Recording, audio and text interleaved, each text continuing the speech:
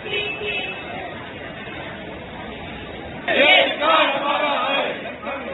नहीं है, हमारा है। हमारी एकता जिंदाबाद, जिंदाबाद जिंदाबाद। पेंशन लेकर रहेंगे, लेकर रहेंगे, हमारी मांगे चलती रहेंगी, ये हड़ताल चलती रहेगी, शाम तक हड़ताल करेंगे। बहाल करो, बहाल करो।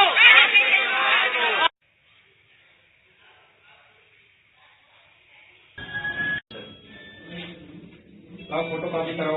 नुकसान अच्छी चीज कतई नहीं है, लेकिन ये सरकार को तो भी सोचना चाहिए कि ये हमारा 1 जुलाई से लगातार कार्यक्रम चल रहा है। कई बार पत्र जारी किए गए हैं और शासन स्तर पे मुख्य सचिव को, मुख्यमंत्री जी ने खुद आश्वासन दिया था कि 2 महीने के अंदर हम पुरानी पेंशन बहाल कर देंगे।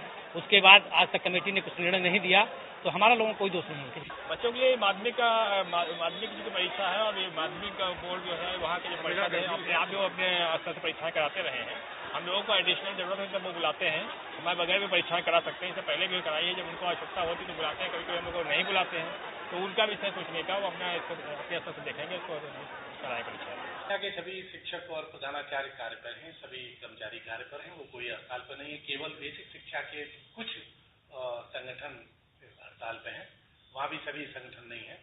इस नतीजे हम लोगों ने कई वैकल्पिक व्यवस्थाएं की हैं।